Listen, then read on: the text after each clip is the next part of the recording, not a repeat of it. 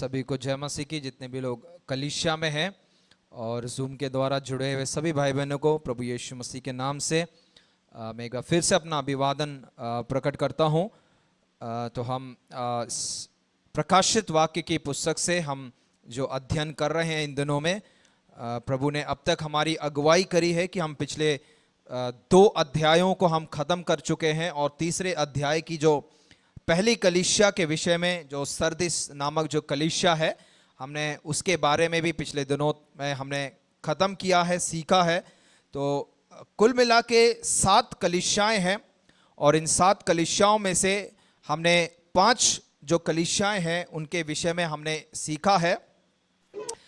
इफिसुस के बारे में हमने देखा था कि जिसने अपना पहला प्रेम त्याग दिया है या जिसने अपना पहला प्यार खो दिया है। स्मिरना कलीसिया के विषय में हमने देखा एक सताई गई कलीसिया के तौर पे हम उसे देखते हैं। परगमुन की जो कलीसिया है एक संसारिक और समझौतावादी एक कलीसिया के तौर पे हमने उसे देखा था। तुआतीरा की जो कलीसिया है गलत सिद्धांत वाली एक भ्रष्ट कलीसिया के तौर पे हमने उसे देखा था।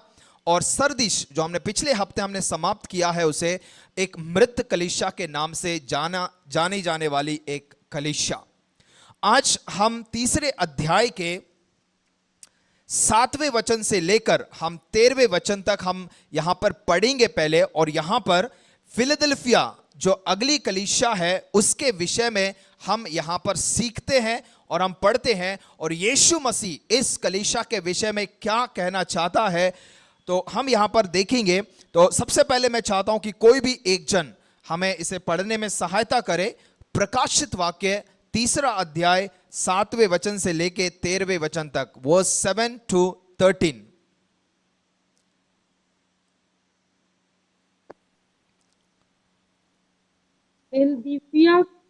फिलदिल्फिया की कलीसिया के दूत को यह लिख, जो पवित्र और सत्य है और जो दाऊद की कुंजी रखता है, जिसके खोले हुए को कोई बंद नहीं कर सकता और बंद किए हुए को कोई खोल नहीं सकता।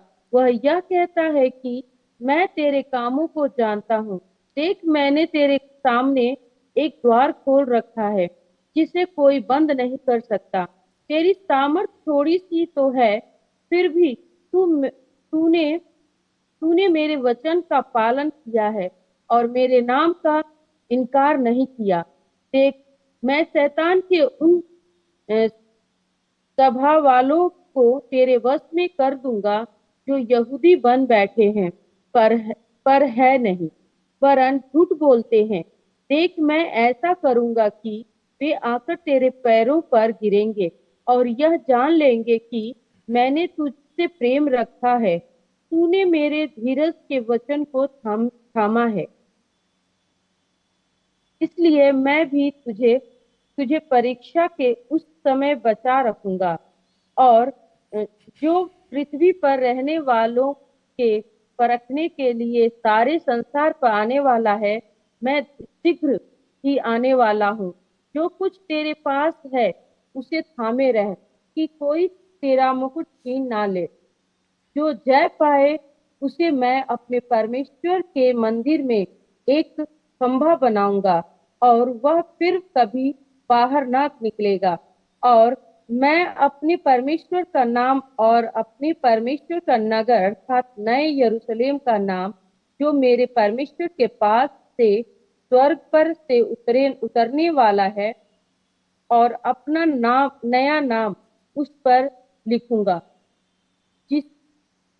जिसके कान हो वह सुन ले कि आत्मा कलीसियाओं से क्या कहता है। शुक्रिया दीदी। तो यहां पर हम 7वें वचन से 13वें वचन तक जो पढ़ा गया है, फिलदेल्फिया की कलीसिया को यीशु मसीह का क्या संदेश है उसके विषय में हम यहां पढ़ते हैं। और अगर संक्षिप्त तौर पर अगर इसे देखा जाए कि यीशु मसीह का इस कलीसिया के लिए क्या संदेश है, अगर प्रशंसा के तौर पर अगर देखा जाए, एक संक्षिप्त विवरण, एक ओवरव्यू अगर इस कलीसिया के विषय में अगर देखा जाए, प्रशंसा के तौर पर यीशु मसीह इस कलीसिया को कहता है कि आपने मेरा वचन निभाया है और मेरा नाम का इनकार नहीं किया है। उनके लिए अगर शिकायत देखा जाए, जैसे तमाम कलीसियाओं के बारे में यीशु मसीह की एक शिकायत रही है, और इस कलीसिया के विषय में कोई भी शिकायत हम यहां पढ़ते नहीं हैं। सलाह और चेतावनी के तौर पर इस फिलडेल्फिया की कलीसिया को यीशु मसीह कहता है कि जो आपके पास है उसे मजबूती से थामे रखें, ताकि कोई आपका ताज या जो मुकुट है उसे छीन ना ले। एकमात्र चेतावनी यह है कि यदि वे वैसे ही बने नहीं रहे तो पुरस्कार खोने का संभावना है। मतलब जो ताज, जो मुकुट यीशु मसीह ने उनके लिए रखा है, अगर वो विश्वास योग्य नहीं रहे तो वो मुकुट या जो इनाम है, पुरस्कार है, वो उनसे छीना जा सकता है। और चुनौती के तौर पर यहां कहा गया है कि जो जीतेगा या जो जय पाएगा वह मेरे परमेश्वर के मंदिर में एक स्तंभ होगा, है ना। हमने यहां पर भी 12वें वचन में पढ़ा है, तो वो उससे यीशु मसीह क्या करेगा, एक स्तंभ बनाएगा, और कहता है कि सच्चा विश्वासी उसकी उपस्थिति का अनुभव करेगा, हमेशा उसके घर में सुरक्षित रहेगा, है ना। तो यह है फिलडेल्फिया की कलीसिया के बारे में एक ओवरव्यू, एक संक्षिप्त विवरण हम यहां पर देखते हैं। आगे बढ़ने से पहले हम इस कलीसिया के बारे में एक पृष्ठभूमि, एक बैकग्राउंड हम यहां पर देखेंगे। फिलडेल्फिया के बारे में जैसे यहां पर लिखा भी गया है कि एक विश्वास योग्य कलीसिया, विश्वास योग्य कलीसिया। और इस कलीसिया को अगर देखा जाए, एक कॉल टू परसिवियर, दृढ़ रहने के लिए एक बुलाहट यीशु मसीह इस कलीसिया के प्रति देता है। और इस वचनों में जो वचन यहां पढ़े गए हैं, हम उन वचनों में देखते हैं कि दृढ़ रहने की एक बुलाहट यीशु मसीह इस कलीसिया को प्रदान करता है। तो अब तक मैंने शुरुआत में मैंने आपको कलीसियाओं, जो कलीसियाओं के बारे में हमने अब तक पढ़ा है, उन कलीसियाओं के बारे में हमने जो भी पढ़ा है, मैंने एक एक वाक्य में उसके बारे में आपको बताया है। जैसे इफिसुस, जिसने अपना पहला प्यार खो दिया था, स्मिरना जो एक सताई हुई कलीसिया थी, पेरगमुन जो संसारिक और एक समझौतावादी कलीसिया थी, थुआतीरा जो गलत सिद्धांत वाले भ्रष्टाचार, एक भ्रष्ट एक कलीसिया थी, और सरदिश जो एक मृत कलीसिया के नाम से जानी जाती है। मगर आज हम जो फिलडेल्फिया के बारे में देखने जा रहे हैं, हम थोड़ा इस कलीसिया के विषय में हम जांच करेंगे, और ना केवल यह देखेंगे कि हमारी कलीसिया उससे किस प्रकार की तुलना है। मतलब हम सिर्फ फिलडेल्फिया के बारे में नहीं पढ़ रहे हैं, मगर उस कलीसिया के जीवन को लेकर आज हमारे व्यक्तिगत जीवन में, हमारी कलीसिया में कहां और कैसे उपयुक्त बैठती ये बातें, हम उसे भी देखेंगे, है ना। वही मैं यहां पर कहने जा रहा था कि हम देखेंगे कि व्यक्तिगत रूप से हम मसीह, फिलडेल्फिया के मसीहों से किस प्रकार तुलना करते हैं ना। यहां पर हम कंपैरिजन, रियलिटी में हम कंपैरिजन नहीं करने जा रहे हैं, मगर उनका जो जीवन था और आज हमारा जो संदर्भ है ना, हम किस प्रकार से वहां फिट बैठते हैं, या वो हमारे जीवन में किस प्रकार फिट बैठते हैं, उन चीजों को हम यहां पर देखेंगे। तो पृष्ठभूमि के तौर पर मैं कुछ बातें यहां पर आपके सामने रखना चाहता हूं। फिलडेल्फिया, ये जो नाम है, दो यूनानी शब्दों से मिलकर बना है, जिसे हम कहते हैं या फिलियो। जो फिलडेल्फिया का जो पहला जो भाग है फिलियो, जिसका अर्थ होता है प्यार, और एडल्फोस जिसका अर्थ होता है भाई। तो दोनों को अगर मिला के कहा जाए, फिलडेल्फिया का नाम का जो अर्थ है भाईचारा का प्यार, है ना, ब्रदरली या सिस्टरली लव, हम उसे कह सकते हैं। तो फिलडेल्फिया शब्द दो ग्रीक शब्दों से, यूनानी शब्दों से आया है, फिलियो और एडल्फोस। फिलियो का अर्थ होता है प्यार, और एडल्फोस का मतलब होता है भाई। तो फिलडेल्फिया का अर्थ है भाईचारा का प्यार, यह है उसका मतलब भाईचारे का प्यार। अब ये जो फिलडेल्फिया कलीसिया है, या जो शहर है सरदिस, जो हमने पिछले दिनों में हमने देखा है, वो सरदिश से कम 27 मील दूर, मतलब ज्यादा दूरी हम नहीं देखते हैं, 27 मील दक्षिण पूर्व की ओर हम इसे देखते हैं। तो मैं यहां पर आपके सामने कुछ चित्रों को दिखाना चाहता हूं, शेयर करना चाहता हूं, फिर हम आगे बढ़ेंगे।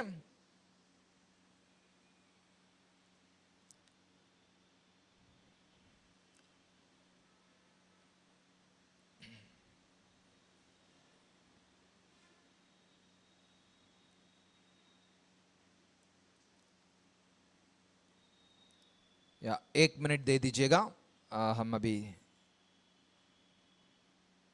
ओके जब तक वो हमारे बीच में शेयर किया जा रहा है हम आगे ओके ओके तो यहां पर हम देखते हैं, देखिएगा इस पिक्चर में ये जो पतमोस है जहां पर यूहन्ना जो यीशु मसीह का चेला था उसने दर्शन को देखा था, प्राप्त किया था। और यहां पर जो 7 कलीसियाओं के विषय में यीशु मसीह ने संदेश दिया है, हमने इफिसुस के बारे में देख चुके हैं। वो उसी में जाइएगा फिर से पहले वाले में, या इफिसुस में हमने देखा है, स्मिरना के विषय में देखा है, फिलाडेल्फिया के या परगमुन के बारे में देखा है, तुअतीरा के बारे में, सरदेश के बारे में, और अब हम देख रहे हैं फिलाडेल्फिया के बारे में। अगले पिक्चर में जाइएगा। ओके तो ये है जो 6 नंबर पर आती है फिलाडेल्फिया की जो कलीसिया, जो सरदेश से 27 मील दूर मैंने कहा है। अगले पिक्चर में हम जाएंगे। ओके ये यहां पर आप देख सकते हैं कि किस प्रकार से इस एशिया माइनर में जो 7 कलीसियाएं एशिया की है किस प्रकार से फैली हुई हैं। और जो 7वीं कलीसिया आज हम देखने जा रहे हैं है ना, वो जैसे मैंने कहा कि सरदेश से 60 माइल दूर है। ओके अगले पेज में हम जब जाएंगे, अगले स्लाइड में, तो यहां पर हम देख सकते हैं कि फिलाडेल्फिया का जिस प्रकार से हम हर एक कलीसिया का एक काल, एक समय हम देखते आ रहे हैं, है ना, उसी प्रकार से काल मतलब युग हम देखते आ रहे हैं, उसी प्रकार से फिलाडेल्फिया का भी एक युग है जो 1700 ईस्वी से लेकर 1900 ईस्वी तक हम यहां पर देखते हैं। ठीक है, 1700 से लेकर 1900, कुछ लोगों का कहना यह भी है कि 1750 ईस्वी से लेकर 1900 तक है। ठीक है, मगर हम इसमें होकर हम जाएंगे कि 1700 से 1900 तक इसका जो युग है हम वहां पर मानते हैं। अब जो फिलाडेल्फिया की जो शहर है, वहां की जो कलीसिया थी, उसकी कुछ हम पिक्चरों को हम एक एक करके देखेंगे। ठीक है, सिर्फ आप उसे ये वहां की जो कलीसिया है वहां का एक भाग हम यहां पर देख सकते हैं अगले पिक्चर में। नेक्स्ट करिए।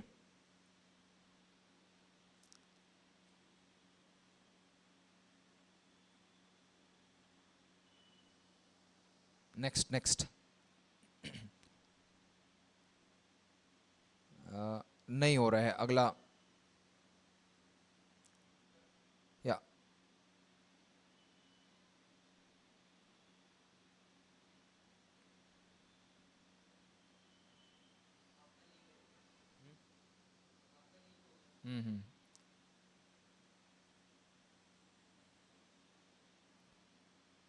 या ओके तो ये सारी पिक्चरें हैं जो एक एक करके आप यहां पर देख रहे हैं। ये दर्शाती है कि किस प्रकार से जो फिलाडेल्फिया का जो शहर था, जो कलीसिया थी, किस प्रकार से सुंदर वादियों से, पहाड़ों से, समुद्र से घिरा हुआ एक शहर था ये। ठीक है, तो हम आगे बढ़ते हैं। अब इस शहर के बारे में देखें, जैसे मैंने अभी आपको बताया, सुंदर वादियों से, पहाड़ों से घिरा हुआ एक शहर है और पहाड़ी क्षेत्र में इसे कहा जाता है। और एक पहाड़ का नाम था तिमोलिस करके, उस तिमोलिस पहाड़ पर यह बसा हुआ एक शहर था।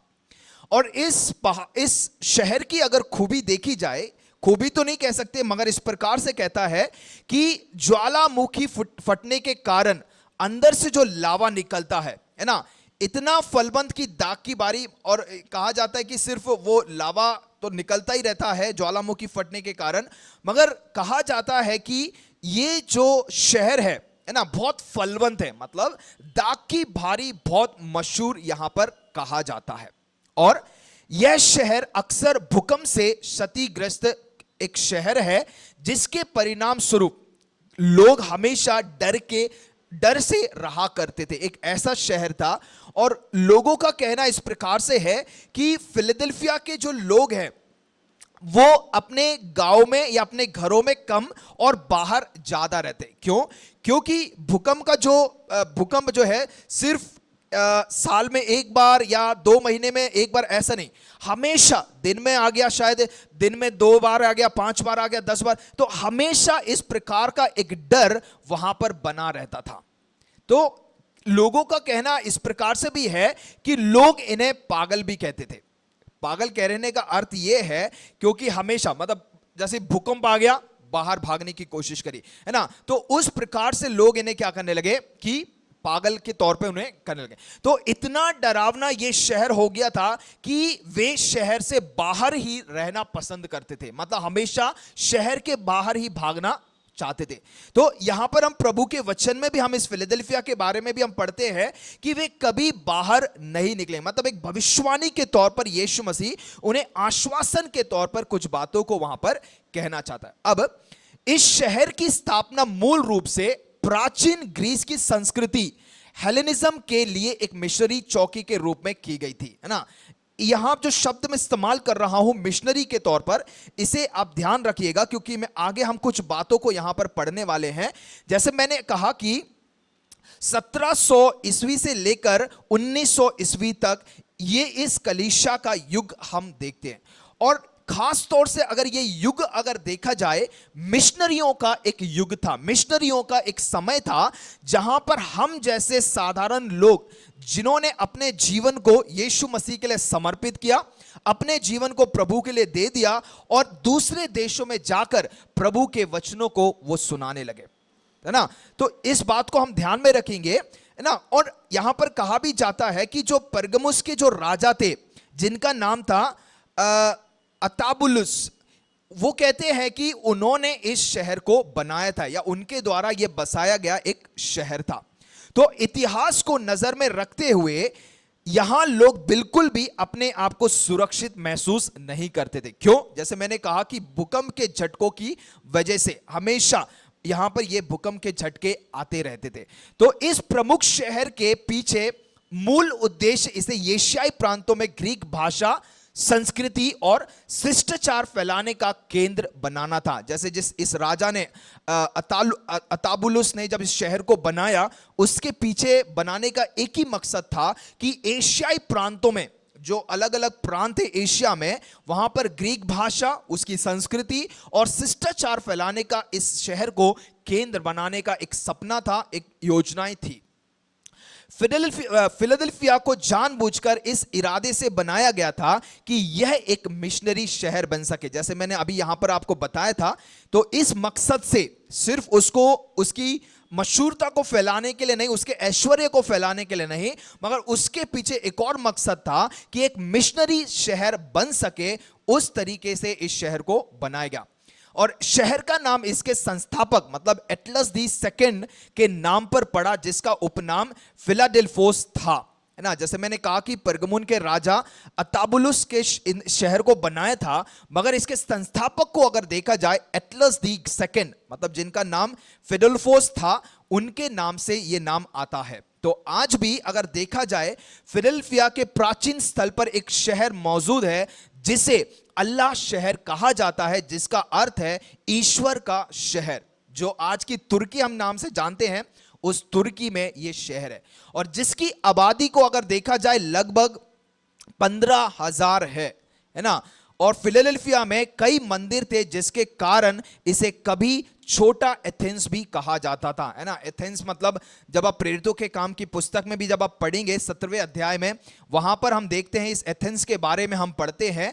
जब पौलुस और बरनबास ये सब पौलुस और उसके साथी जब सुसमाचार सुनाने के लिए गए एथेंस में, हम वहां पर देखते हैं कि किस प्रकार से अननोन गॉड को वो लोग क्या कर रहे होते हैं, आराधना सब कर रहे होते हैं ना। तो उनके बीच में कई प्रकार के देवी देवता थे। तो उसी प्रकार से यहां पर कहा गया है कि फिलाडेल्फिया में एक कई मंदिर थे जिसके कारण इसे कभी कभी क्या है छोटा एथेंस भी कहा जाता था।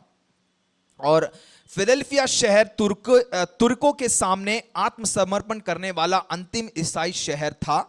जब तुर्क और मुसलमानी धर्म एशिया माइनर में फैल गए और हर दूसरा शहर गिर गया, तब फिलाडेल्फिया खड़ा रहा और आज भी इसमें कई ईसाई बिशप और हजारों मसीह लोगों को हम पाते हैं, है ना। दूसरे जैसे हमने सरदिस के बारे में देखा और परगमुन के बारे में हमने देखा था, है ना, किस प्रकार से उन कलीसियाओं का ध्वस्त हो गया, है ना। ये नहीं कहने का मतलब है कि वहां पर आज मसीह लोग नहीं है, मगर इस फिलाडेल्फिया की कलीसिया में देखा जाए, है ना, कि आज भी इसमें कई बिशप, कई डीकन्स, पास्टर्स लोग हैं और हजारों की संख्या में पास्टर्स मसीह लोग अपने विश्वास में बने हुए हैं।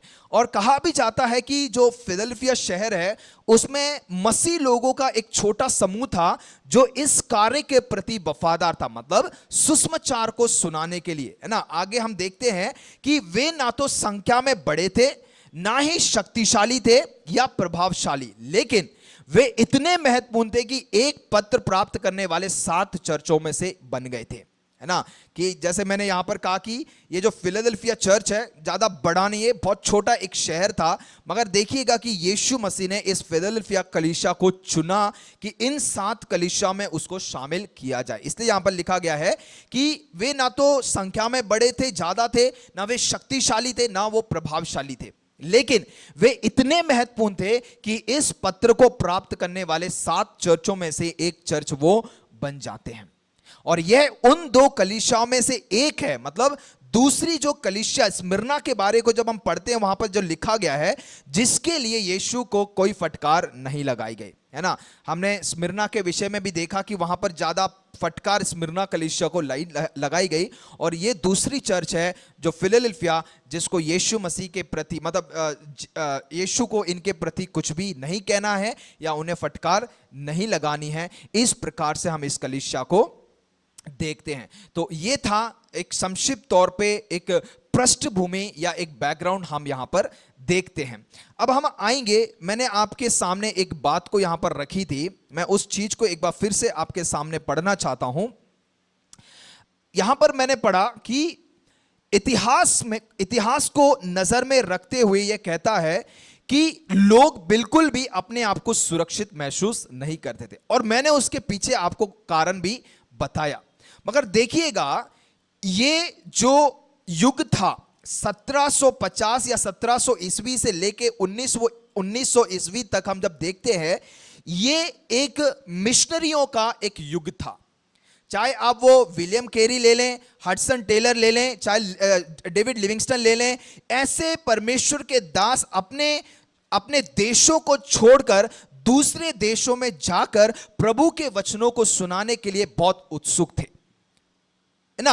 और यहां पर देखिएगा कि बाकी सारी 3 ऊपर की कलीसिया से क्या, अब देखिएगा हम एक एक करके, हम एक और चीज यहां पर मैं आपके सामने बताना चाहता हूं कि जब हमने सरदीस की कलीसिया के बारे में हम पढ़ रहे थे, सरदीस की कलीसिया के विषय में क्या पढ़ा था कि वो एक मृत कलीसिया है। स्मिरना कलीसिया के बारे में एक सताई हुई कलीसिया थी, परगमुन जो संसारिक और समझौतावादी एक कलीसिया बन चुकी थी, तुआतीरा जो एक भ्रष्ट कलीसिया थी, और सरदीस एक मृत कलीसिया। मगर उसके बाद जो कलीसिया है, देखिएगा कि किस प्रकार से कलीसिया के ऊपर सताव आया, संसारिक बातें समझौतावादी कलीसिया में घुस गई, है ना। कलीसिया भ्रष्ट हो गई, कलीसिया एक मृत अवस्था में भी पहुंच गई। मगर यहां पर देखिएगा कि परमेश्वर का जो वचन है दुनिया में फैलाने से लोग रोक नहीं पाए, है ना। मसीह यीशु की जो कलीसिया बढ़ने की जो संख्या है उसे रोक नहीं पाए, है ना। क्योंकि ये जो कलीसिया है कोई मनुष्य के द्वारा बनाई गई एक संस्था नहीं है, मनुष्य के द्वारा बनाई गई एक कलीसिया नहीं है, मगर ये यीशु मसीह के द्वारा बनाई गई एक कलीसिया है, जहां पर हम प्रभु के वचन में पढ़ते हैं और यीशु मसीह खुद कहते हैं कि मैं अपनी कलीसिया को बनाऊंगा और अधोलोक के फाटक उस पर प्रबल नहीं हो पाएंगे, है ना। अब सरदीस के कलीसिया में जब हम पढ़ रहे थे, वहां पर हम देखते हैं कि एक मृत कलीसिया के तौर पे जाना गया। मगर अगली जो कलीसिया फिलाडेल्फिया है, यहां पर देखिएगा कि कैसे मृत कलीसिया से ये जो फिलाडेल्फिया कलीसिया निकलती है, जहां पर एक ऐसा युग है कि मिशनरीज लोग अलग अलग देशों में जाकर अपने जीवन को समर्पण कर प्रभु के वचनों को सुनाने में लगे हुए, है ना। जैसे मैंने कहा कि इस शहर को जब बनाया गया था, इस बात को मद्देनजर रखते हुए बनाया गया। उस कलीसिया की इस प्रकार से स्थापना हुई कि यहां से मिशनरीज लोग पैदा हो, मिशनरीज लोग ऐसे प्रोडक्ट पैदा हो जहां पर लोग बाहर जाकर यीशु मसीह के वचनों को फैलाएं। उनमें से हम कुछ लोगों को हम यहां पर देखते हैं। उदाहरण के तौर पर, जैसे मैंने अभी आपको बताया और मैंने यहां पर नोट्स जो लिखा है मैं आपके सामने उसे पढ़ना चाहता हूं। मरी हुई कलीसिया की अवस्था से बाहर निकली, लेकिन प्रभु का वचन बांटने के लिए तत्पर, सुसमाचार सुनाने के लिए तत्पर एक कलीसिया के तौर पर हम इस फिलाडेल्फिया की कलीसिया को देखते हैं। और इस कलीसिया को ले ले या बाकी के जो मिशनरीज यहां से निकले हैं या इस युग में जो मिशनरीज निकले हैं, इनमें किसी का दबाव नहीं था। ये खुद अपना फैसला लेकर यीशु मसीह के वचन को सुनाने के लिए निकले हुए प्रभु के दास और दासी लोग थे। उदाहरण के तौर पे मैं कुछ मिशनरीज को, कुछ प्रभु के दासों को मैं आपके सामने यहां पर रखना चाहता हूं, लेके आना चाहता हूं। सबसे पहले हम देखते हैं विलियम कैरी के बारे में। विलियम कैरी के बारे में अगर देखा जाए या उसका व्यवसाय, ऑक्यूपेशन देखा जाए, एक मोची था, कॉबलर था। इंग्लैंड नामक देश से इंडिया में आया एक प्रभु का दास, है ना। इसके विषय में मैंने पिछले दिनों में भी शायद एक प्रचार में या क्लास में मैंने कहा है ना। एक ऐसा बंदा जो भारत देश में सुसमाचार सुनाने के लिए अपने आप को समर्पित किया है और कलीसिया में खड़े होकर कहता है कि मैं इंडिया में जाना चाहता हूं और प्रभु के वचन को सुनाना चाहता हूं। और उस कलीसिया में खड़े होकर एक बुजुर्ग वहां पर कहता है कि विलियम कैरी को कि तू बैठ जा, प्रभु अगर किसी को भेजना चाहता है उस हीदन, उस अविश्वासी एक देश में, तो प्रभु भेजेगा, तेरे जाने की कोई जरूरत नहीं है।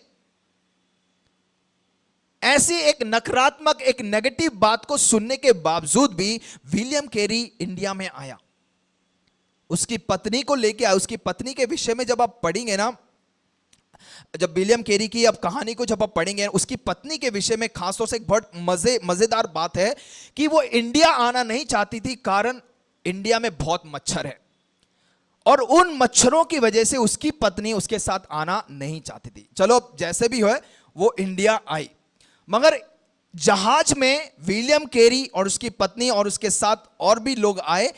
भारत देश की भूमि पर उन्हें उतरने नहीं दिया जहाज से, है ना। आजकल की जो जहाजें हैं उस प्रकार जहाजें पहले नहीं हुआ करती थी। महीनों महीने आपको यात्रा कर कर आना पड़ता था।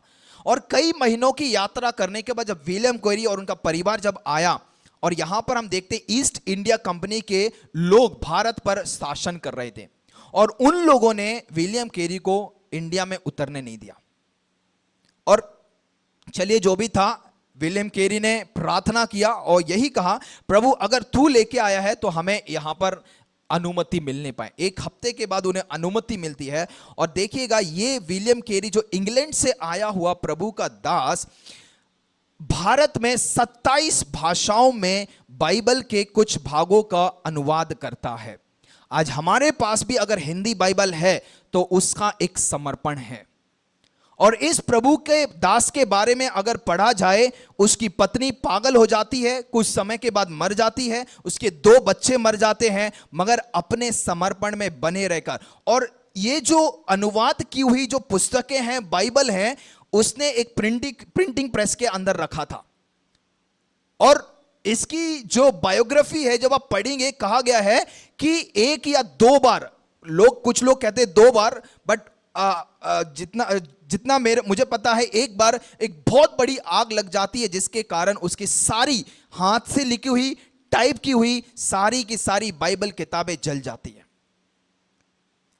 मगर उस बंदे का, उस प्रभु के दास का समर्पण देखिएगा कि वो फिर भी प्रभु के लिए बना था,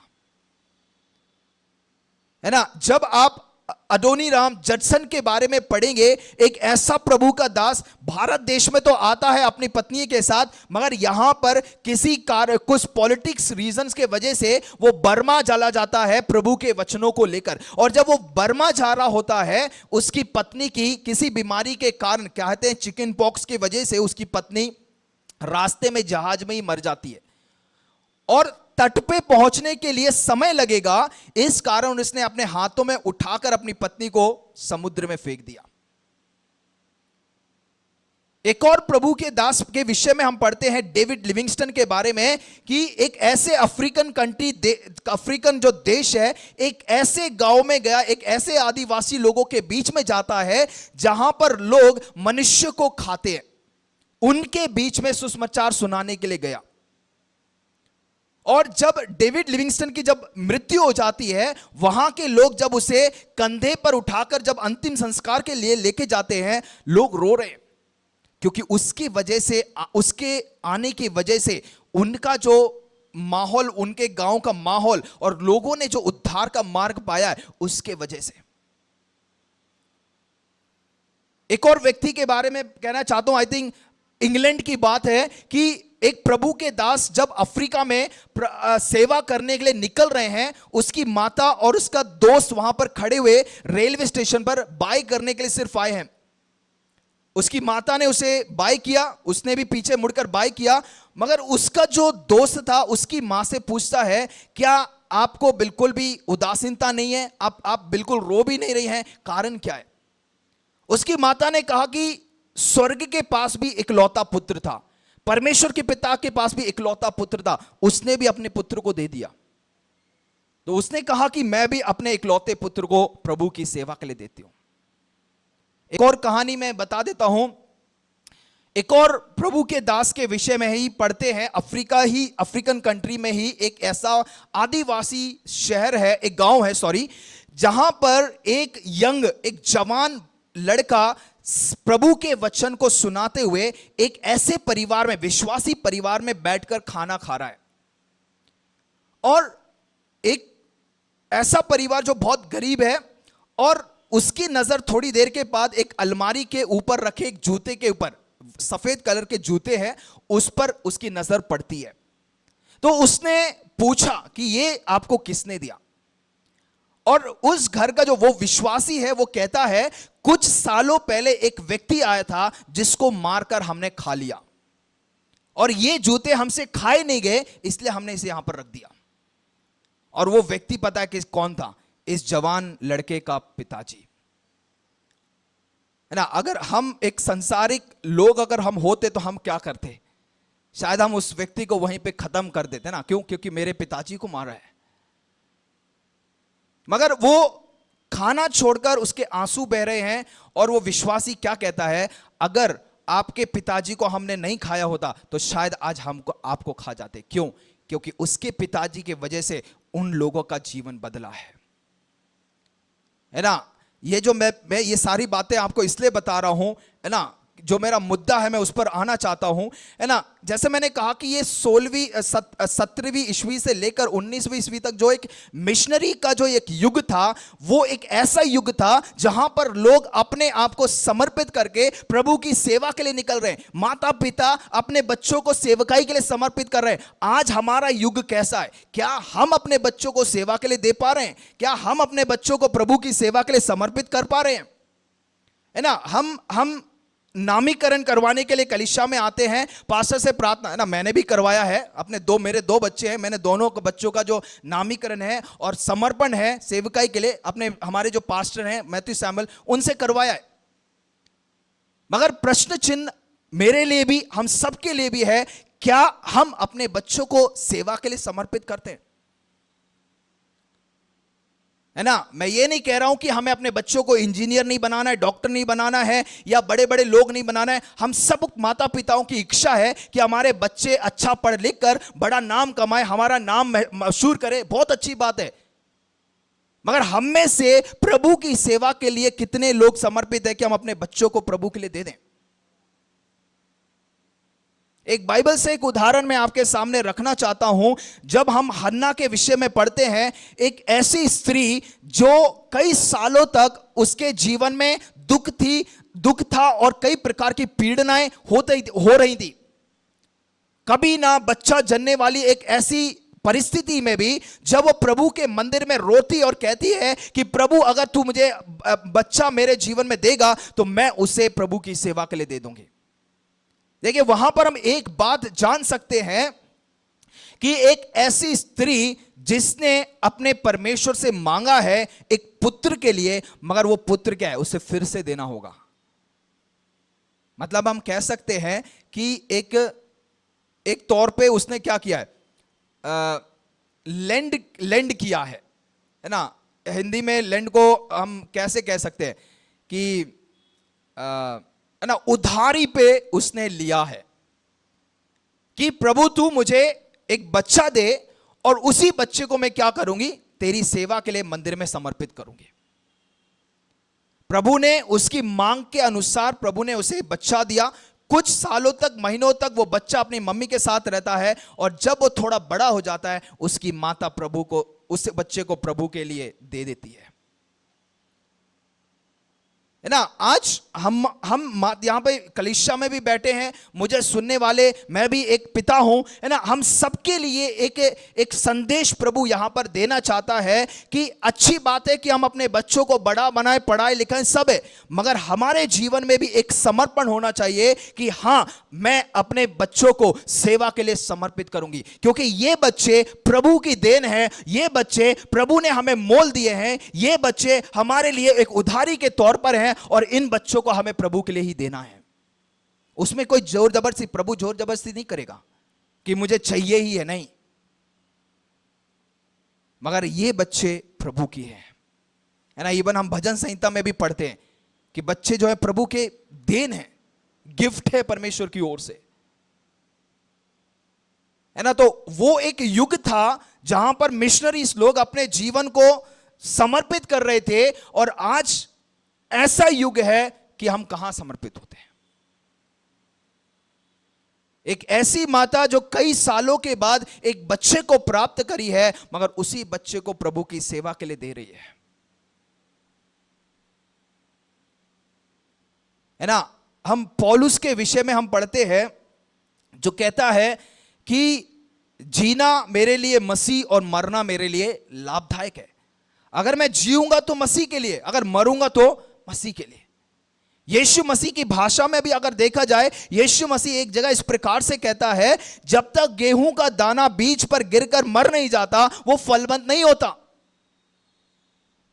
है ना। आज हम अपने जीवन को आज हम प्रभु के लिए कितना समर्पित हैं, प्रभु के वचनों को सुनाने के लिए कितना समर्पित हैं, है ना। मैंने शुरुआत में कहा ये जो कलीसिया है प्रभु की कलीसिया है, प्रभु यीशु ने इस कलीसिया को बनाया और इस कलीसिया के हर एक जन का, हर एक अंग का ये कर्तव्य है कि वो इस अंग को बढ़ने में सहायता करे। उसकी रिस्पॉन्सिबिलिटी है, उत्तरदायित्व है कि इस अंग को बढ़ने में वो आगे हाथ बढ़ाए। और कलीसिया के हर एक जन का यह कर्तव्य है कि हम सुसमाचार सुनाने वाले बन सकें, प्रभु के वचनों को सुनाने वाले बन सकें। हम जहां भी सेवा, हम जहां भी कामकाज कर रहे हैं, हम जहां कहीं भी पढ़ाई लिखाई कर रहे हैं, हम जहां कहीं भी सेवा कर रहे हैं, जहां कहीं भी प्रभु ने हमें रखा है, प्रभु का एक मकसद है कि हम प्रभु के वचनों को सुनाने वाले बन सकें, प्रभु के वचनों को फैलाने वाले बन सकें, है ना। तभी तो कलीसिया बढ़ेगी, तभी तो कलीसिया आगे आगे फलवंत होगी।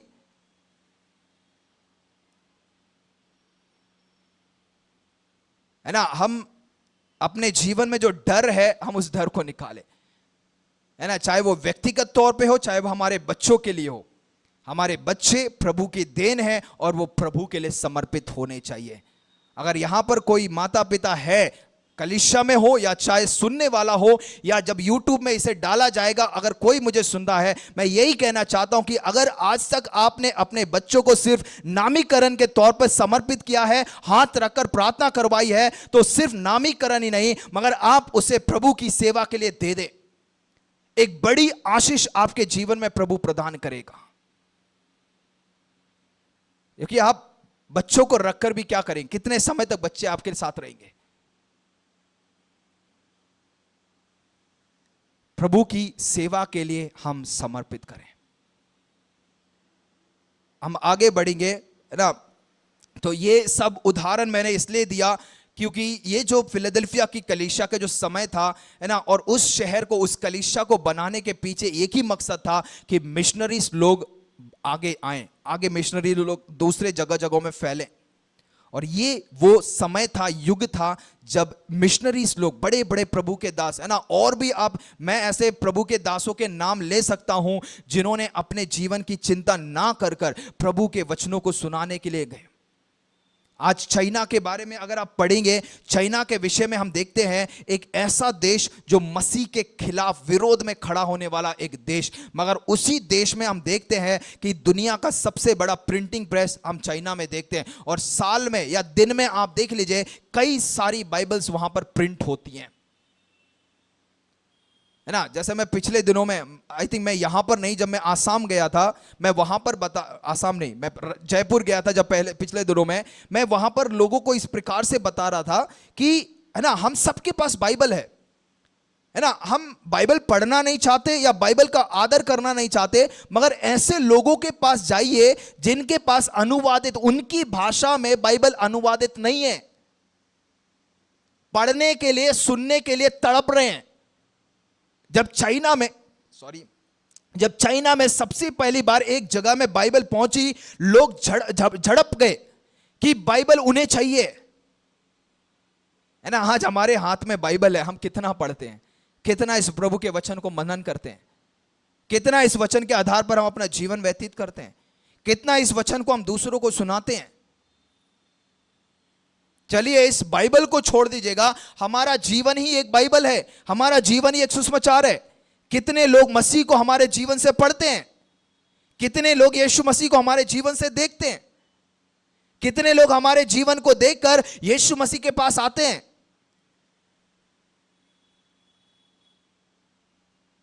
है ना। कलीसिया ऐसे ही नहीं बढ़ती है। जैसे मैंने कहा कि इस शरीर का जो कलीसिया है एक अंग है, और इस शरीर के हर एक अंग का एक कर्तव्य है कि वो इस अंग को बढ़ने में सहायता करे, आगे आए, है ना। किसी प्रभु के दास ने इस प्रकार से कहा कि एक गवाह विटनेसिंग जो चर्च है, एक गवाह बनने वाली जो कलीसिया है, वो बढ़ने वाली कलीसिया है ना। तो जिस कलीसिया में विटनेसिंग है, गवाही है, गवाह के तौर पे लोग खड़े होते हैं ना, वो कलीसिया बढ़ती है। आज मेरा, आपका, हम सबका एक कर्तव्य है कि हम इस सुसमाचार को सुनाने वाले बन सकें, है ना। हमारी ये जो मोरिया चर्च है ना, हमारी कलीसिया एक मिशनरी के तौर पे खड़ी होने वाली एक कलीसिया बन जाए, जहां पर हमारे जवान, हमारे बच्चे, है ना, अलग अलग जगहों में, भारत के अलग अलग राज्यों में, अलग अलग गांव में, दुनिया के अलग अलग देशों में जाकर प्रभु के वचन का प्रचार करने वाले बन सकें। आप कहीं भी क्यों ना, मगर एक समर्पण हमारे जीवन में होना जरूरी है, चाहे हमें कुछ कीमत भी क्यों ना चुकानी पड़े।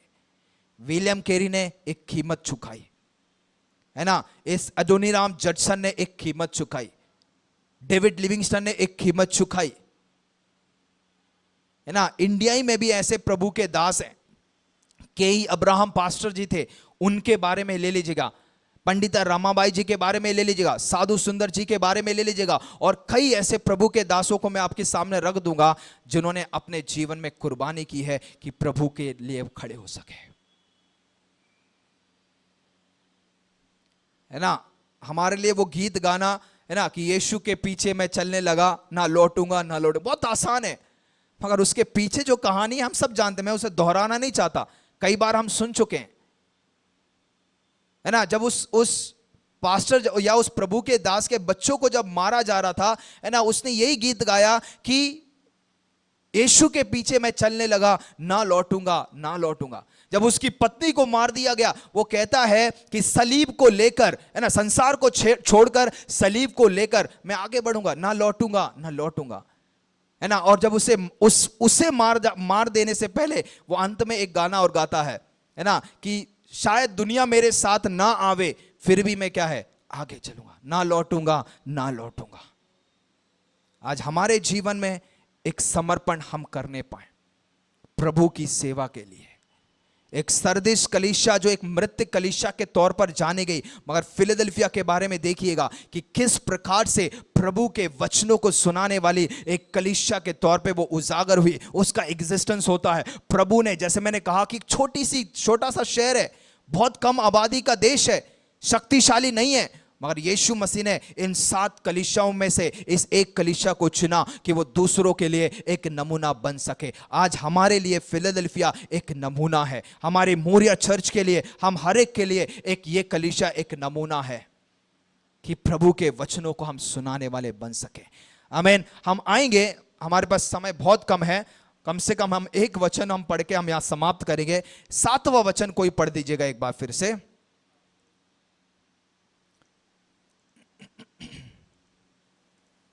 7वां वचन। फिलदिलफिया की कलीसिया के दूत को जो पवित्र और सत्य है और जो दाऊद की कुंजी रखता है, जिसके खोले हुए को कोई बंद नहीं कर सकता और बंद किए हुए को कोई खोल नहीं सकता, वह यह कहता है कि मैं तेरे कामों को जानता बस हूँ। बस बस दीदी, बस बस।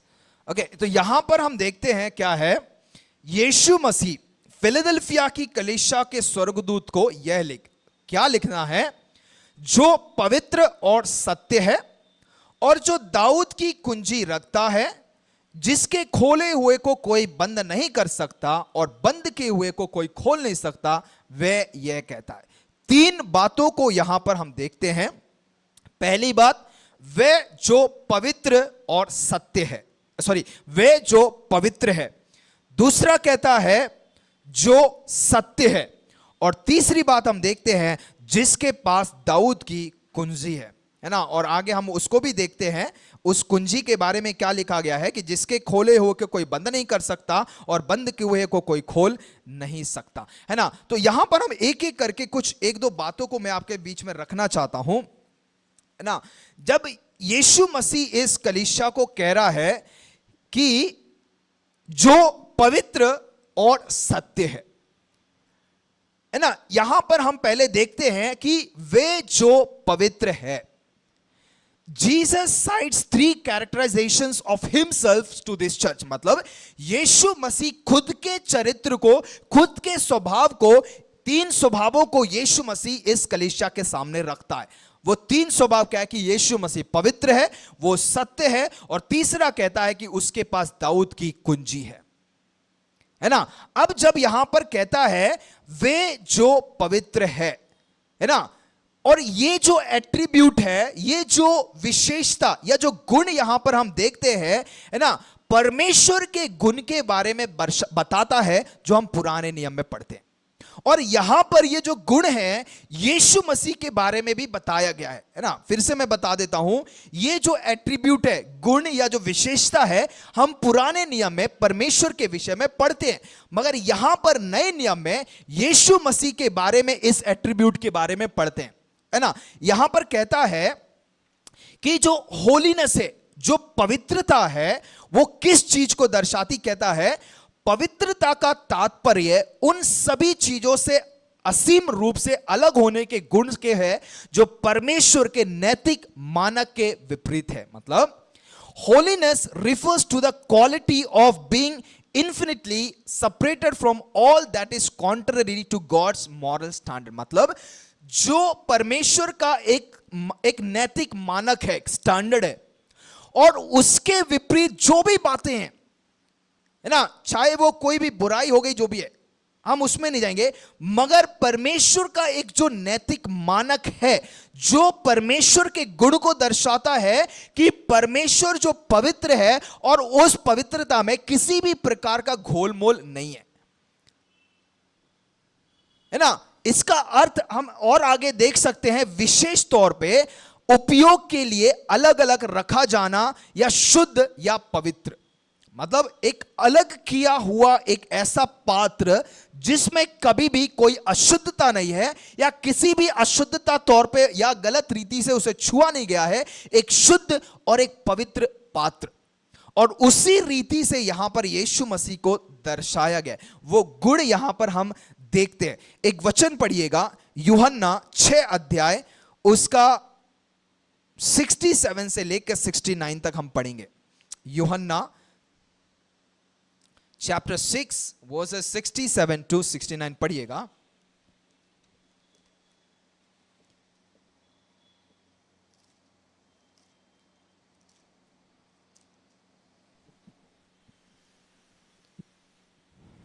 जीसस हालेलुया शंथाराबालाराबा। तब यीशु ने मारे को कहा, क्या तुम भी चले जाना चाहते हो?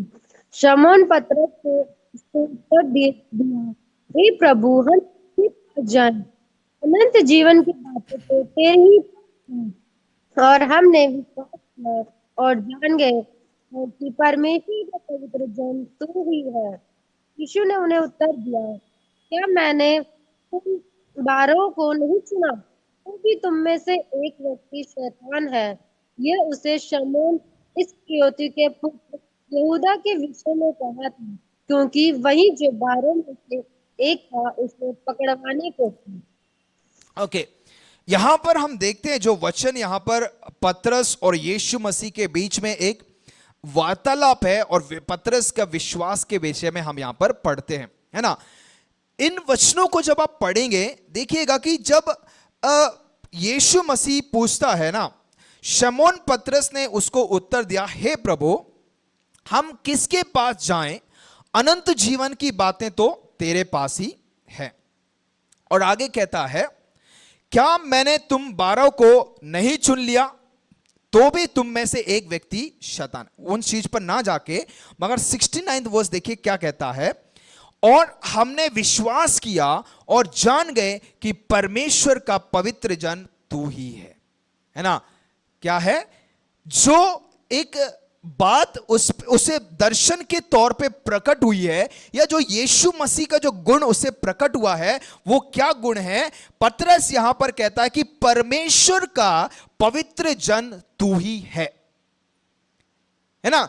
ये यीशु मसीह के पवित्रता के बारे में दर्शा रहा है और उसकी योग्यता के बारे में दर्शाता है कि सिर्फ हमारा यीशु मसीह ही पवित्र है, वही योग्य है एक फेथफुल सर्विस के लिए, एक विश्वास योग्य सेवा के लिए। हमारा यीशु मसीह ही केवल योग्य है और वो पवित्र है ना। खास तौर से जो हमने 69 वर्स में हमने पढ़ा है, जहां पर पतरस कह रहा है कि परमेश्वर का पवित्र जन तू ही है, होली वन ऑफ गॉड, है ना। ये बात जो मैंने अभी ऊपर आपको बताई है कि एक विशेष काम के लिए या विशेष उपयोग के लिए अलग किया गया एक पात्र, एक शुद्ध पात्र, एक पवित्र पात्र, वो कौन है? यीशु मसीह। और वो एक पवित्र यीशु मसीह अपने आप को इस प्रकाशित वाक्य में क्या कहता है कि जो पवित्र है ना। आगे क्या कह रहा है? और जो सत्य है। अब हम इस सत्य के बारे में पढ़ते हैं। एक वचन पढ़ लीजिएगा पहले, फिर हम यहां पर आएंगे।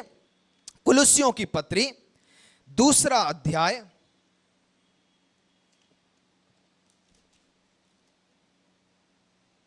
2 अध्याय उसका 3 वचन पढ़िएगा। जिसमें बुद्धि और ज्ञान के सारे भंडार छिपे हुए हैं। ये मैं इसलिए कहता हूँ कि कोई मनुष्य तुम्हें लुभाने वाली बातों से धोखा ना दे। ओके, यहां पर देखिएगा,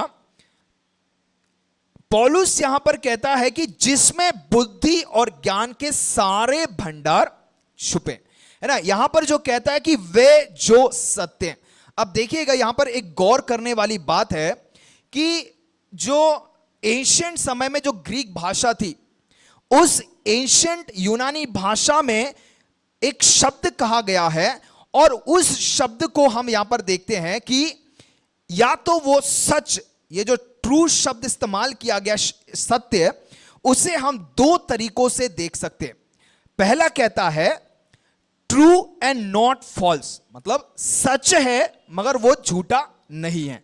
फिर आगे कहता है कि अलग तौर पे हम कैसे देख सकते हैं इसे, कहता है ट्रू एंड नॉट फेक, मतलब सच है मगर वो किसी प्रकार से झूठा नहीं है ना। ये जो फेक शब्द यहां पर इस्तेमाल किया गया है, हम कह सकते हैं कि जो मतलब जो वास्तविक नहीं है ना, जो बाहर है ना। उदाहरण के तौर पे मैं एक फेक चेहरा, एक झूठा चेहरा लेकर मैं घूम सकता हूं, अंदर और कुछ हूं मगर बाहर और कुछ हूं।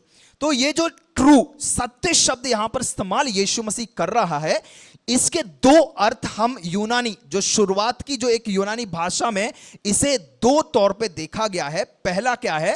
ट्रू एंड नॉट फॉल्स, मतलब सच है लेकिन झूठा नहीं है, और दूसरा ट्रू एंड नॉट फेक, है ना, कि वो सच तो है मगर क्या है, फेक नहीं है। तो the ancient Greek word used here true is the second, मतलब जो ट्रू, जो सत्य शब्द यहां पर इस्तेमाल किया गया है, जो इसका दूसरा मतलब है, मतलब ट्रू एंड नॉट फेक, उसे कहा गया है। तो अगर इसे तोड़ मरोड़ कर अगर एक वाक्य में कहा जाए तो कह सकते हैं कि इसके पीछे का जो आइडिया है वो यही है कि real and genuine, Jesus is true in all of who he is. यीशु मसीह जो कुछ भी है उन सारी चीजों में यीशु मसीह क्या है, सच्चा है, एक जेन्युइन है, वो रियल है, वो सत्य है। He is the real God and the real man, वो सचमुच एक परमेश्वर है और एक सच्चा मनुष्य के रूप धारण करके आया था, है ना। आज सुबह जब मैं आश्रम में जब क्लास लेने के लिए गया, मैं वहां पर भी उन लोगों को यीशु मसीह जो परमेश्वर था और यीशु मसीह जो मनुष्य था, है ना, उन चीजों के बारे में मैं उन्हें सिखा रहा था। तो आज सिर्फ उन्हें मैंने यीशु मसीह जो परमेश्वर है उसके बारे में मैं उन्हें सिखा रहा था। और जब हम इसे पढ़ रहे थे, खास तौर से यूहन्ना पहला अध्याय उसके 1, 2 और 3, इन 3 वचनों को जब हम पढ़ते हैं ना, यीशु मसीह वहां कहता है, या यीशु मसीह का जो वचन वहां कहता है कि आदि में वचन था, है ना। जो आदि शब्द इस्तेमाल किया गया है वो उस चीज को दिखाता है कि यीशु मसीह या ये जो वचन था, ये दुनिया की सृष्टि से पहले एग्जिस्ट था, है ना, उसका एग्जिस्टेंस था, उसका अस्तित्व था, वो दिखाता है। तो ये जो दुनिया की सृष्टि या संसार की सृष्टि से पहले ये जो लोगोस, ये जो शब्द था, ये जो वचन था, वही वचन मनुष्य का रूप धारण करके आया। जब हम यूहन्ना 1:14 पढ़ेंगे, वहां पर साफ साफ लिखा गया है और प्रभु का वचन कहता है कि यही वचन मनुष्य का रूप धारण कर इस दुनिया में पैदा हुआ, है ना। तो मेरे कहने का अर्थ यही है ना, कि Jesus is true in all of who he is। यीशु मसीह जो कोई भी है उन सारी चीजों में यीशु मसीह क्या है, एक ट्रू, एक सत्य, एक रियल, एक जेन्युइन, एक वास्तविक परमेश्वर है। He is the real God and the real man। वो एक सच्चा परमेश्वर है और एक सच्चा इंसान बनकर इस दुनिया में रहा, है ना। और इसी के आधार पर यहां पर वो कहना चाहता है, जो पौलुस यहां पर कहता है कि जिसमें बुद्धि और ज्ञान के सारे भंडार छिपे हुए, मतलब जो सत्य है वो किस में छुपा हुआ है, इस यीशु मसीह में छुपा हुआ है ना, जो हमारी बुद्धि और ज्ञान का एक भंडार है ना। तो अन्य कलीसियाओं के विपरीत अगर यहां पर देखा जाए, ये जो कलीसिया है इसकी पवित्रता और सत्य दोनों में मसीह के प्रति सच्ची रही। मतलब बाकी कलीसियाओं के प्रति यीशु मसीह कई सारी चीजें उनके खिलाफ कहता है, मगर इस फिलदेल्फिया के खिलाफ कहने के लिए यीशु मसीह के पास एक भी बात नहीं है। और इस यीशु मसीह यहां पर क्या कह रहा है कि इस कलीसिया में पवित्रता के आचरण हैं और सत्य दोनों में मसीह के प्रति एक सच्ची वफादारी पाई जाती है। इसलिए शुरुआत में मैंने कहा, ये जो फिलदेल्फिया कलीसिया है एक विश्वास योग्य कलीसिया के तौर पे जानी जाती है, एक दृढ़पूर्ण रूप से खड़े रहने के लिए एक बुलाहट। तो यीशु वास्तविकता का अंतिम माप है और कहता है हर चीज को यीशु ने जो कहा और किया उससे मापा जाना चाहिए, है ना। कि यीशु मसीह ने सिर्फ जो कहा अपने जीवन में ना किया हो, ऐसा कभी नहीं हो सकता, है ना। जैसे आज फेक चेहरा लेकर घूमते, जो मैं अभी उदाहरण आपके सामने रख रहा था, कि अंदर और कुछ है मगर बाहर मुखौटा पहनकर घूमने की कोशिश करते हैं ना। चाहे वो विश्वासियों को ले लें, चाहे कुछ पास्टर्स लोगों को ले लें, या है ना, मैं किसी को पर्टिकुलरली पॉइंट नहीं कर रहा हूं, आम तौर पे जनरली मैं कह रहा हूं। और ये नहीं कह रहा हूं कि सारे के सारे, कुछ लोग झूठे भविष्यवक्ता बनके, झूठे शिक्षक बनकर, झूठे पास्टर्स बनकर, झूठे विश्वासी बनकर लोगों को ऐंठने के लिए, लोगों को लूटने के लिए, लोगों को गलत शिक्षा देने के लिए इस प्रकार से घूम रहे हैं। मगर यीशु मसीह के बारे में देखिएगा कि वो एक सच्चा वास्तविक परमेश्वर है और उस प्रकार का आचरण चाहता है कि हम अपने जीवन में रखने पाए, है ना। और आखिर में यहां पे कहता है यीशु सत्य है और हम जो विश्वास करते हैं उसका स्रोत है। तो यीशु जब सत्य है, वो हमारा स्रोत है, तो हम जब उसके विश्वासी हैं तो वो सत्यता हमारे जीवन में रहनी चाहिए, है ना। पिछले हफ्ते बाइबल स्टडी में मैंने कहा कि हम वो रील वाला जीवन बिताना भूल जाएं, छोड़ दें, है ना। जब आप इंस्टाग्राम, फेसबुक में, यूट्यूब में रील्स देखते ना, है ना, नाटक की हुई चीजें हैं, वो नाटक करना हम छोड़ दें। हम जो रियल हैं, वास्तविक है, हम वो जीवन जीना सीखें जैसे हमारा मसीह यीशु है। और आखिर में यीशु मसीह उस प्रकाशित वाक्य में क्या कह रहा है, और जो दाऊद की कुंजी रखता है, मतलब जिसके पास दाऊद की कुंजी है। एक वचन पढ़िएगा, एक बहुत महत्वपूर्ण वचन है ये, यशाया 22 अध्याय। हम सिर्फ इसे पढ़कर मैं समाप्त करूंगा क्योंकि समय हो गया है। हम अगले हफ्ते इसे जारी रखेंगे, सिर्फ वचन पढ़कर हम यहां पे समाप्त करेंगे। यशाया 22 अध्याय, चैप्टर 22 वर्सेस 22 20 से लेके 22 वचन तक हम पढ़ेंगे।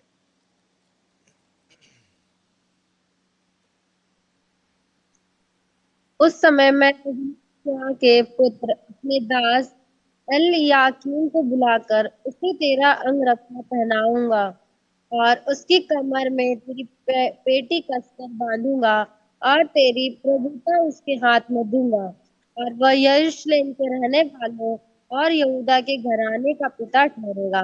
मैं दाऊद के घराने की कुंजी उसके कंधे पर रखूंगा और वह खोलेगा और कोई बंद ना कर सकेगा, और वो बंद करेगा और कोई खोल ना सकेगा।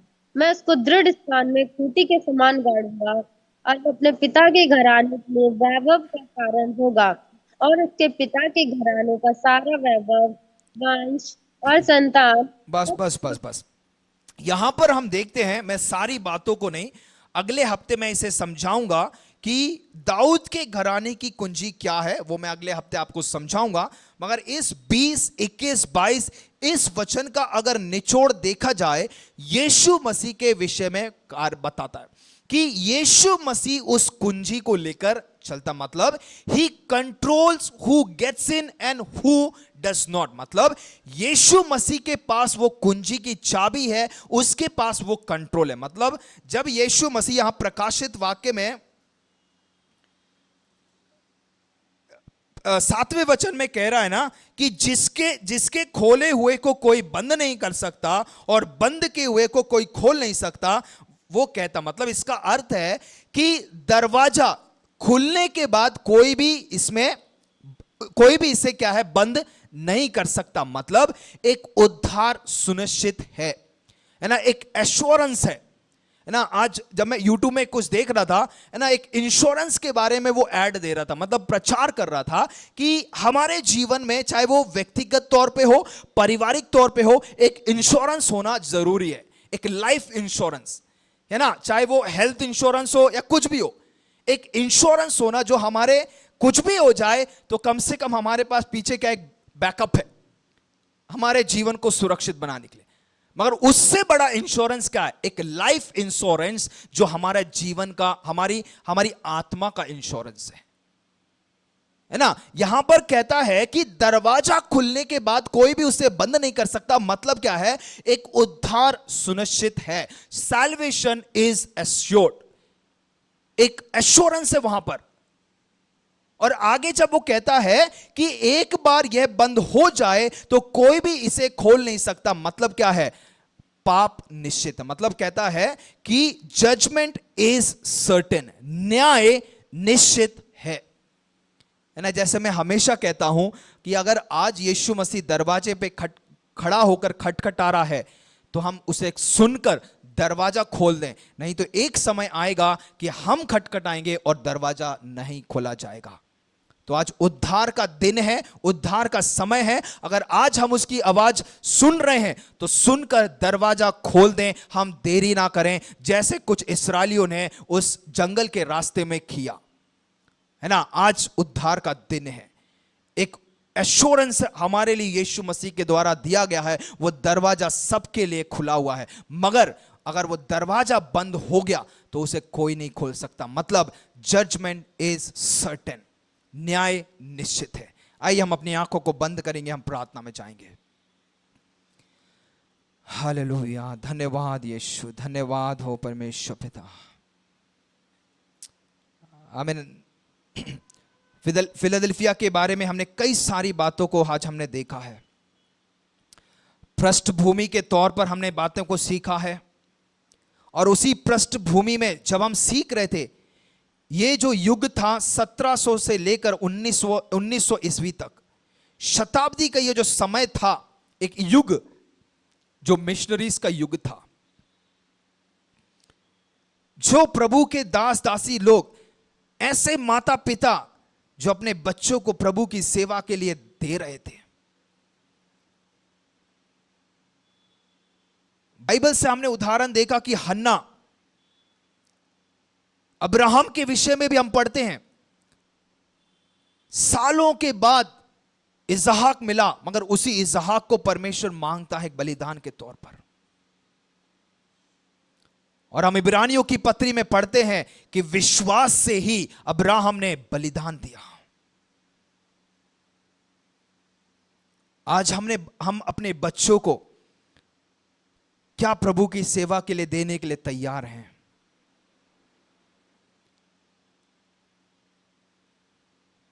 है ना, हम सबके बच्चे हमारे लिए प्रिय हैं। जैसे मैं कह भी रहा था कि हम उन्हें अच्छा पढ़ाना लिखाना, इंजीनियर डॉक्टर सब कुछ बनाना चाहते, बहुत अच्छी बात है, मगर उससे बढ़कर क्या हमने अपने बच्चों को प्रभु की सेवा के लिए दिया है क्या? आज जो हम मेहनत उनकी पढ़ाई लिखाई के लिए कर रहे हैं, है ना, प्रभु उसका आशीष हमें दे रहा है। हम सब देखते हैं, हम सब अपने महसूस करते हैं। आज एक समर्पण हमारे जीवनों में होने पाए। जो माता पिता यहां पर मुझे सुन रहे हैं, जो बच्चे यहां पर मुझे सुन रहे हैं,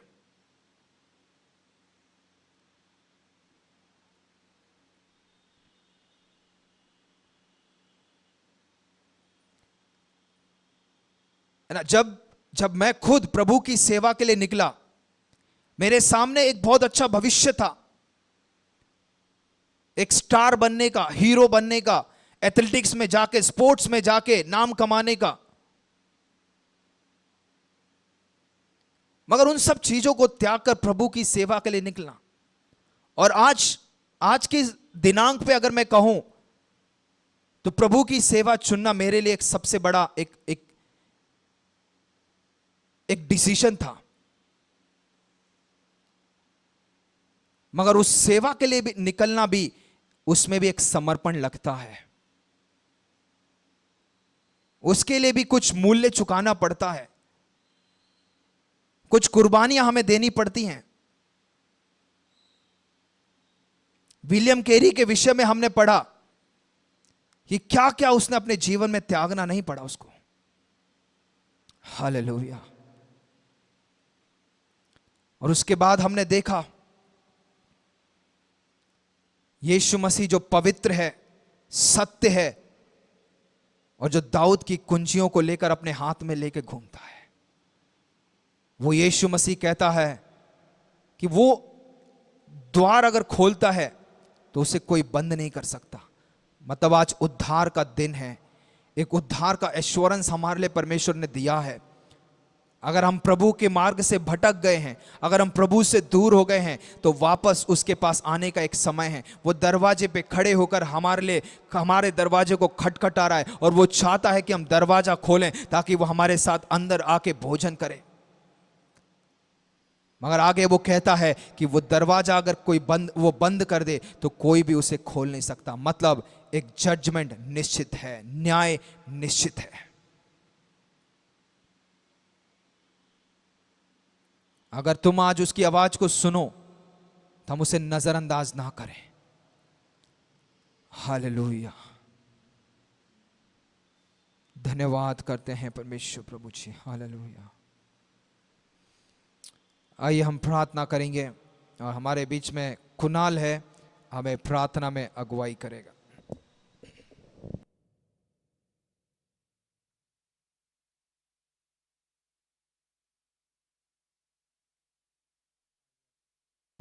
आइए हम प्रार्थना करें। Hallelujah, hallelujah, hallelujah. हमारे सर्वशक्तिमान जीवित अनुग्रहकारी प्रभु जी, प्रभु हम धन्यवाद करते हैं इस समय का प्रभु परमेश्वर, जिस प्रकार प्रभु हमने फिलाडेल्फिया की कलीसिया से प्रभु जो सीखा प्रभु जी, प्रभु हालेलुया, जो तेरा प्रभु हालेलुया उस कलीसिया से संबंध प्रभु परमेश्वर जिस प्रकार था प्रभु जी, प्रभु हालेलुया हम उन सभी चीज़ों को प्रभु जानने के लिए प्रभु परमेश्वर हालेलुया, जिस प्रकार हालेलुया दूतों को लिखा गया कि जो पवित्र है, सत्य है, और हालेलुया जो कुंजियां हैं प्रभु परमेश्वर, और जो द्वार जो खोला है प्रभु जी वो बंद नहीं किया जाएगा। पिता सब कुछ हम आपके हाथों में सौंपते हैं प्रभु इस समय प्रभु जी। प्रभु विशेषकर प्रभु हालेलुया इस कलीसिया में प्रभु परमेश्वर ये बाइबल स्टडी चल रहा है प्रभु जी, हमें इससे प्रभु सीखने में प्रभु जो आप सहायता मदद करें, हम धन्यवाद करते हैं प्रभु जी। हमारे भविष्य के लिए प्रभु परमेश्वर एक बड़े ही आशीष का कारण होने पाए प्रभु परमेश्वर। प्रभु इससे जो भी हम ग्रहण करते हैं प्रभु जी अपने जीवन में आगे को प्रभु जी, हमें इसे हालेलुया लेके चलने को प्रभु जी, और दूसरों के लिए प्रभु परमेश्वर एक प्रकाश के समान प्रभु परमेश्वर बनने के लिए आप सहायता और मदद कीजिएगा, हम प्रार्थना करते हैं पिता। प्रभु जी तेरे दास को भी तेरे हाथों में सौंपते हैं प्रभु जी, और जुड़े हुए हर एक लोग को आपके भी हाथों में सौंपते हैं पिता। प्रभु आप मदद करें प्रभु, ऐसे ही प्रभु परमेश्वर तमाम लोगों को जोड़ने के लिए प्रभु जी, और भी जो लोग प्रभु परमेश्वर हालेलुया खाली समय में रहते हैं प्रभु उनको जोड़ने के लिए आप मन दे, इच्छा दे प्रभु, हम प्रार्थना करते हैं पिता। प्रभु ये प्रभु परमेश्वर क्लास खाली ना जाने पाए प्रभु परमेश्वर, प्रभु जी हालेलुया तेरे लोग जुड़े और इससे आशीष होने पाए प्रभु, हम प्रार्थना करते हैं पिता। सब कुछ आपके बलवंत हाथों में सौंपते प्रभु जी, सब पे प्रभु तेरी आशीष बोलते हैं। अपने दास को फिर से एक और बार आशीष करे, बलवंत करे प्रभु परमेश्वर, उनके परिवार को प्रभु जी हालेलुया तमाम हालेलुया आशीषों से आप फलवंत करें, हम प्रार्थना करते हैं पिता। सब कुछ आपके हाथों में सौंपते हैं, आपने हमारी प्रार्थना को सुना इसलिए धन्यवाद, और प्रार्थना विनती प्रभु यीशु मसीह के नाम से मांगते हैं, सुनो ग्रहण कर हमारे स्वर्गीय पिता, आमीन। अब हमारे परमेश्वर पिता का प्रेम, प्रभु यीशु मसीह की दया और पवित्र आत्मा की संगति अब से लेकर खुदावंद यीशु मसीह के दोबारा आगमन तक हम सब लोगों के साथ होने पाए, आमीन, हालेलुया। एक बार फिर से कलीसिया में आए हुए भाई बहनों को और जूम के द्वारा जुड़े हुए सबको प्रभु आशीष करे, सबको जय मसीह।